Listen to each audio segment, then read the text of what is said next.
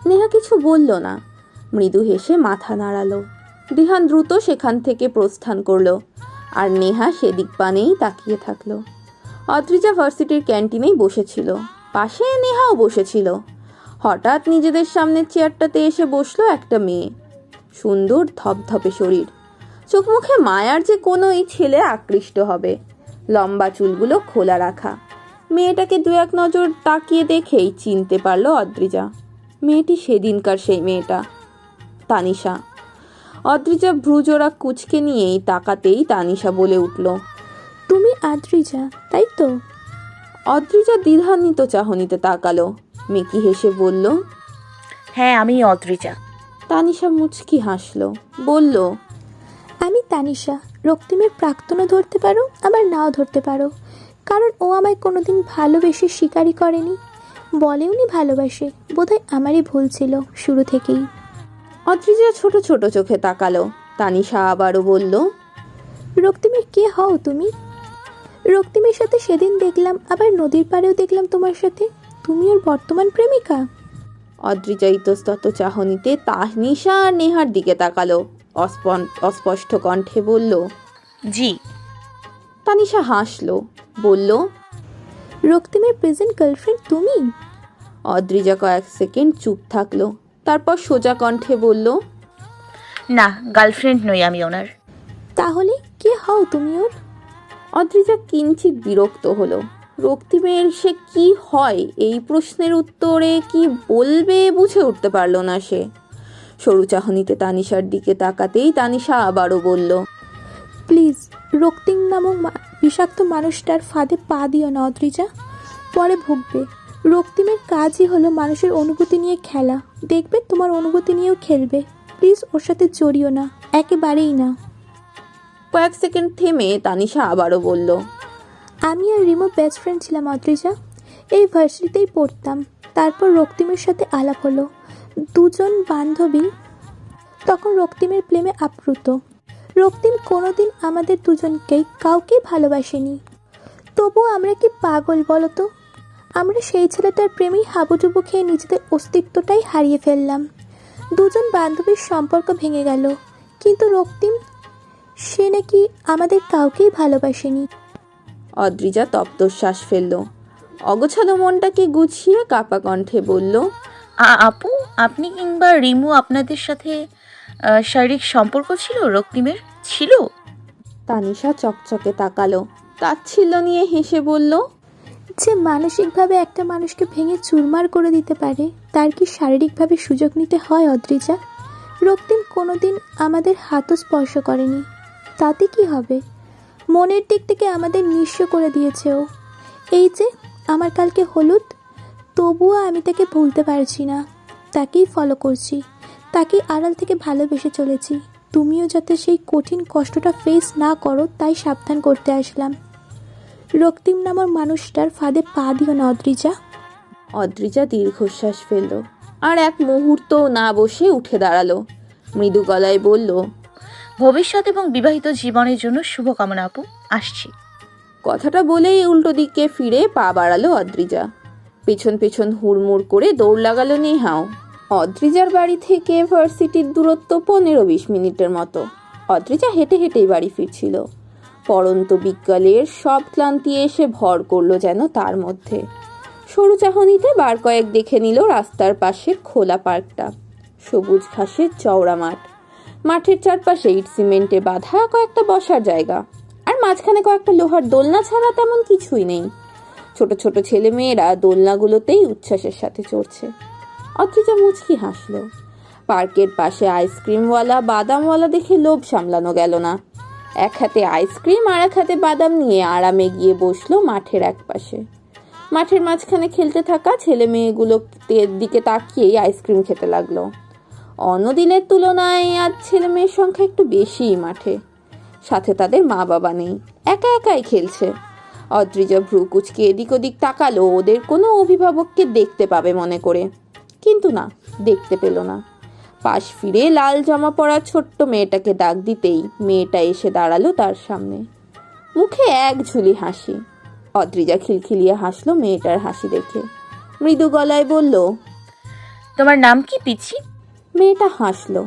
ছোট্ট ছটফটে দেহটা সেই হাসিতে উচ্ছ্বলিত হয়ে উঠল যেন। অদ্রিজার পাশে বসে পড়েই তার ছোট্ট পা জোড়া দুলাতে দুলাতে বলল, রিয়াশা। তোমার? অদ্রিজা মিষ্টি হাসলো। বাদামের ঠোঙাটা মেলে ধরেই মেয়েটার দিকে এগিয়ে দিল, ইশারা করলো খেতে।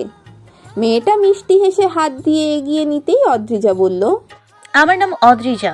মেয়েটা চোখ বড় বড় করে চাইল। অদ্রিজাকে সরু চাহনিতে পা থেকে মাথা পর্যন্ত পর্যবেক্ষণ করতে লাগলো মুহূর্তেই। মেয়েটার এমন কার্যকলাপের কিছুই বুঝলো না অদ্রিজা। ভ্রু নাচিয়ে কি হয়েছে জিজ্ঞেস করতেই মেয়েটা হাসলো, বলল, তোমার নাম অদ্রিজা? আমার ভাইয়ার প্রেমিকার নামও অদ্রিজা। মেয়েটা পুরো কথাটা শেষ করতে পারলো না। পেছন থেকে গম্ভীর পুরুষালী কণ্ঠটা ভেসে আসলো, রিয়া, কি করছো তুমি এখানে? তোমায় না বলেছিলাম অপরিচিত কারো থেকে কিছু না খেতে? ছোট্ট মেয়েটা চকচকে চাহনিতে পেছন ফিরে চাইলো। অদ্রিজাও অবাক হলো। পরিচিত কণ্ঠস্বরটা শুনতে পেয়েই বিস্ময়ে কপাল কুঁচকে আসলো তার। দ্রুত পেছনে ঘুরতেই কাঙ্ক্ষিত মানুষটাকে দেখতে পেয়েই চকচকে হয়ে উঠল চোখজোড়া। খুশিতে সাদা ধপধপে গাল গোলাপি হয়ে উঠল। অস্পষ্ট কণ্ঠেই বলল, আপনি এখানে? অদ্রিজাকে দেখে রক্তিম অবাক হলো, তবুও নিজের অবাক হওয়াটা প্রকাশ করলো না সে। কপালে জমা ঘামগুলো হাতের তালুতে মুছে নিয়েই ব্যস্ত ভঙ্গিতে বলল, আগে বলুন, আপনি এখানে? অদ্রিজা চুপ রইল। এই কয়দিন রক্তিমকে না দেখার আকাঙ্ক্ষা মিটিয়ে নিতে ব্যস্ত হলো। মুগ্ধ হয়ে অগোছালো রক্তিমের দিকে তাকিয়ে রইল সে। কালো রঙের টি শার্ট আর জিন্স পরনে, অগোছালো চুল।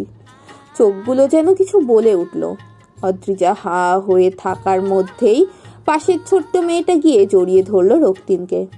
তার তুলতুলে ফুলো গালে হাসি ঝুলিয়ে বলল, এই আপুটার নামও অদ্রিজা, তোমার প্রেমিকার নাম। রক্তিম মুচকি হাসলো। মেয়েটার তুলতুলে ফুলো গাল হাত জোড়া দিয়ে স্পর্শ করে দিয়েই বাঁকা হাসলো। অদ্রিজাকে পা থেকে মাথা পর্যন্ত দেখে নিয়েই ফিসফিসিয়ে বলল, মেয়েটা একবার রক্তিম তো একবার অদ্রিজাকে দেখলো। অনেকক্ষণ ধরে দুজনের দিকে তাকিয়ে কি ভাবলো কে জানে। তবে অনেকক্ষণ ভাবার পরই হুট করে দাঁত বের করে হাসলো। রক্তিমকে মাথা নিচু করতে ইশারা করেই কোমরে হাত দিয়ে দাঁড়ালো সে। রক্তিম মাথা নিচু করলেই ফিসফিসিয়ে বলল, তাহলে পারফেক্ট হবে ভাইয়া। রক্তিম হাসলো। মেয়েটাকে ইশারা করে খেলতে যেতে বলেই পা এগিয়ে অদ্রিজার কাছে এসে দাঁড়ালো। অদ্রিজাকে সেভাবেই তার দিকে তাকিয়ে থাকতে দেখে চোখ টিপে বলল, চোখ দিয়ে গিলে টিলে ফেলবেন নাকি? অদ্রিজা চোখ নামালো। এপাশ ওপাশ তাকিয়ে হাঁসফাঁস করে উঠল। রক্তিম আওয়াজ করে হেসে উঠল অদ্রিজা সেই দশা দেখে।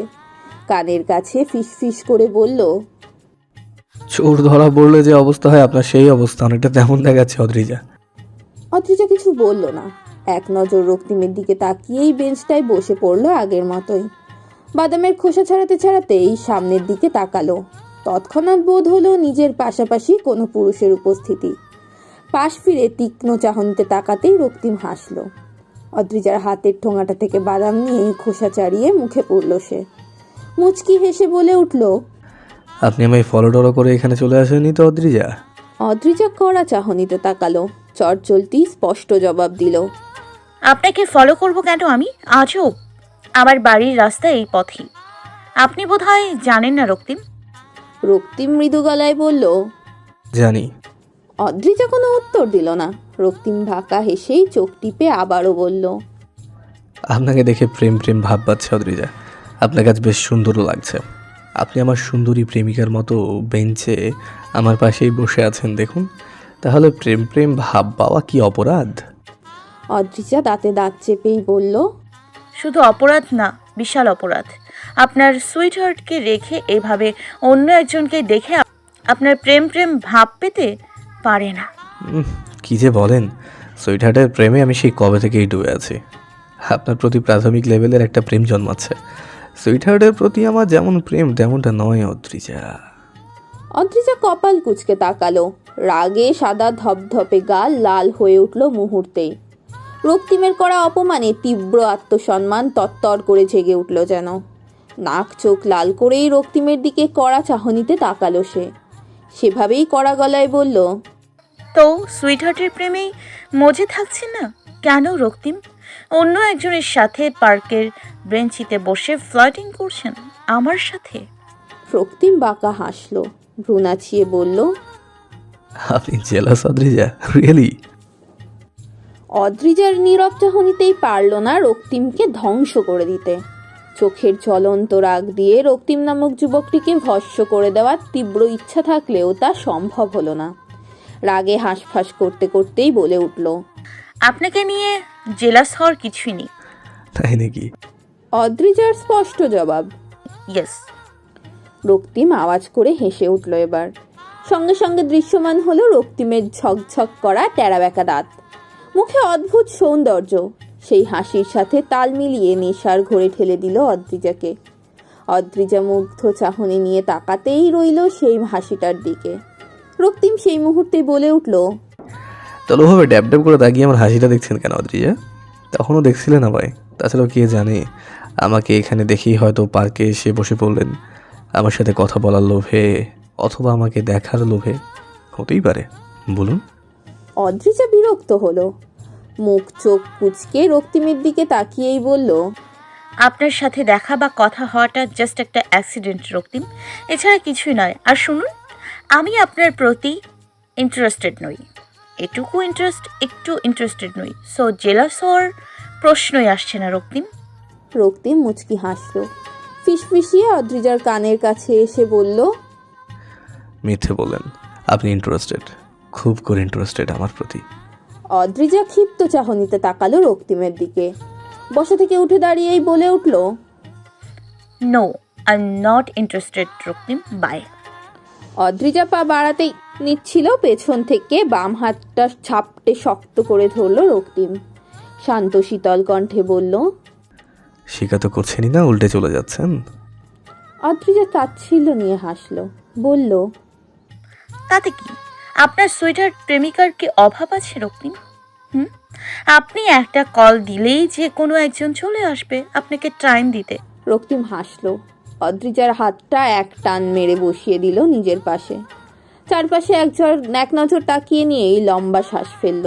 কড়া কণ্ঠে বলে উঠল, পারফেক্ট ওয়াইফ হয়ে যাচ্ছেন আপনি অদ্রিজা। আমি আপনাকে ওয়াইফ হিসেবে মানতে পারবো না, এমন বিহেভিয়ার আমার সাথে করবেন না। আমি আপনার পার্মানেন্ট হাজব্যান্ড নই অদ্রিজা। অদ্রিজা হতবিহ্বল তা চাহনিতে তাকিয়ে রইল রক্তিমের দিকে। এতক্ষণ হেসে হেসে বলা কথাগুলো লোকটা হঠাৎ কঠিন রূপ দেখে থমকে গেল সে।